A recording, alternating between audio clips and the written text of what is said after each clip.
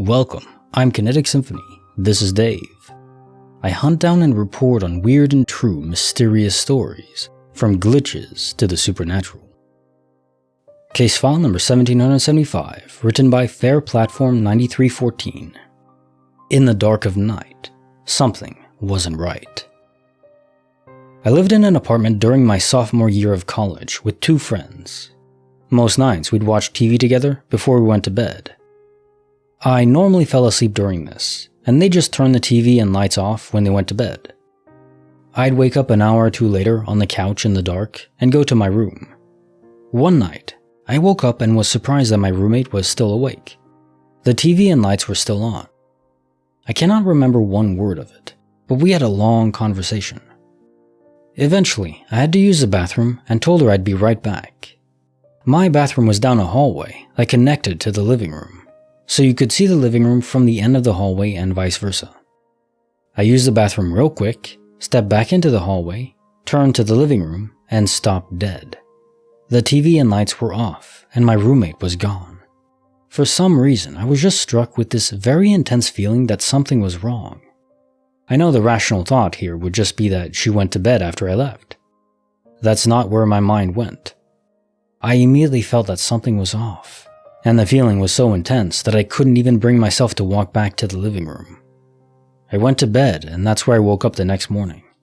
I talked to my roommates when we ate breakfast, and casually asked the one why she went to bed when I said I was coming back to keep talking. After I went to the bathroom last night, she was really confused and asked me what I was talking about. Both of them said that I fell asleep on the couch like normal. They went to bed after shutting the lights and TV off a little while later. The one I spoke to said that she fell asleep in her room, but didn't stay up or come back out or talk to me at all. I know the obvious answer here would be that I dreamed it all up. The problem is, they left me asleep on the couch. I woke up in my bed the next morning. The only time I remember going to bed is after I had that conversation with my roommate. I don't sleepwalk and never have. The creepier thing to me is remembering that night. Everything about that conversation and the way my roommate looked feels wrong in hindsight. Everything is just slightly off. When I woke up, she was on her couch, which was 90 degrees off from mine on the other wall. She wasn't watching TV or on her phone. She was just staring at me. I remember everything from that interaction vividly, except what we talked about. The way she moved and talked doesn't feel right, but at the time I didn't notice anything. I thought it was all totally normal, other than being surprised she hadn't gone to bed yet. And I don't understand why, because I thought it was normal. I had such a strong feeling that something was wrong when I saw the dark living room, instead of assuming she just went to bed. I am 100% sure I did not dream of this occurrence. I can't think of any reason she would have lied about it. I find it extremely unlikely that I sleepwalked while dreaming, and that's how I made it to bed. To this day, I have a sick feeling when I think about that night, and I can't explain it for the rest of my life. It's the creepiest experience of my life, and I moved into a haunted apartment after that one. None of the scary stuff tops the way I felt when I saw the empty living room. Case answer file 1775. In the dark of night, something wasn't right. Okay, so the vibe of this story was spooky as well. A lot of spooky stories these times, leading up soon into Halloween. Ooh, can't wait. Makes you wonder, did you just randomly, for one time, sleepwalk? And that's all this was? You were kind of lucid dreaming and then sleptwalked into your bed? I think it's more than that. I think the fact you couldn't remember the conversation is very interesting. It's almost like some entity was trying to communicate with you in that void of sleep. So I think when you were talking to this person that wasn't really there, not your roommate, I think in that moment you were asleep and they were communicating with you. And after they were done, they guided you back. So it wasn't a sleepwalk event where it's just a natural phenomena from your mind. I think this was an intervention of some kind, but you couldn't remember what they said. I don't think it's a guardian angel event. You know what? Maybe this is interesting. What if other people's guardian angels can sometimes try to communicate with us, but unless they can only clearly communicate with people they are assigned to.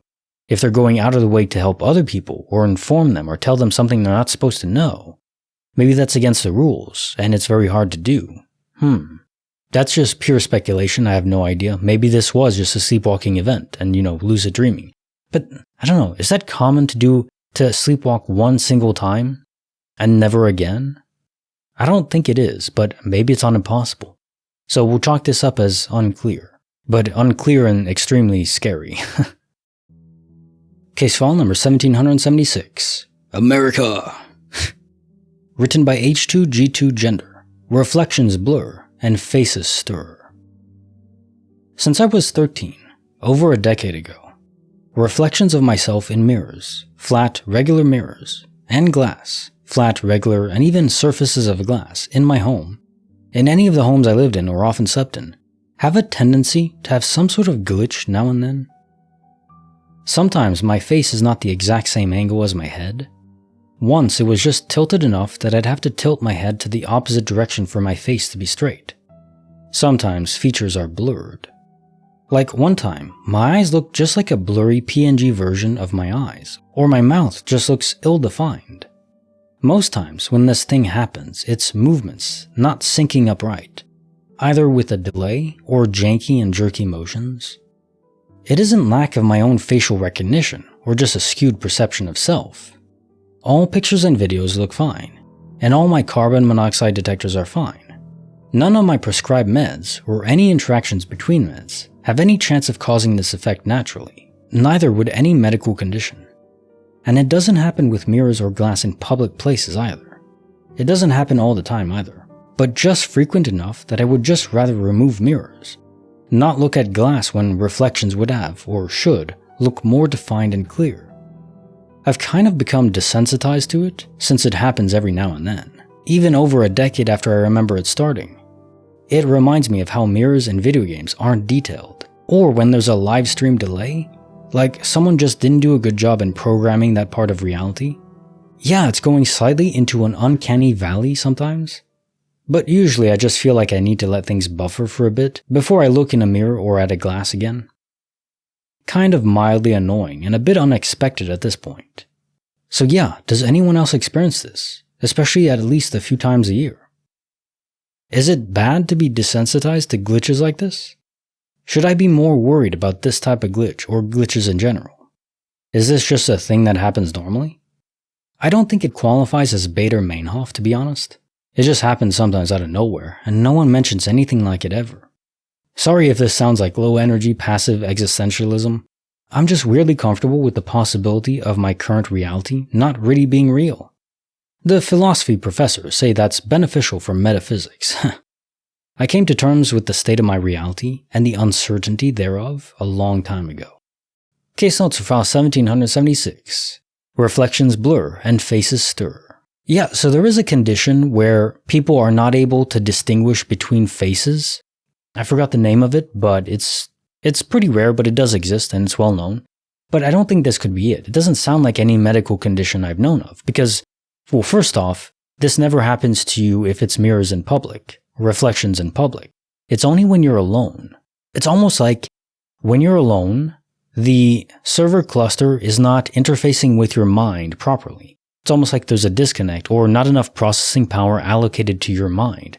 How I think the simulation works is there's a server cluster, processing information, but all the visual parameters, that's our brain interpreting it. It's like our brain is a graphics card, and maybe sometimes there's errors in our brain or the input information. But in this case, because it's only happening to you, I think it's an interface connection error, or maybe a part of your brain in the real world, which, if I had to guess, I think our brains in the simulation are more or less, reconstructions of brains in the real world. I think that makes sense. Could be wrong, could be that brains are entirely different in the real world, but if I had to guess, I think they're similar. Just from the complexity of it, I think it'd be easier to model that complexity into the game instead of trying to recreate it from scratch, because it's just so freaking complicated. The whole human body is, it's almost like the God saying that we're made in his image. Maybe we are actually made in his image, but it's really just us in the real world, if that makes sense. And I think it's even more evidence that the pictures and images of stuff look normal. So it's like a delay in your processing of information in the moment, but the server itself is doing fine. It's an interface problem.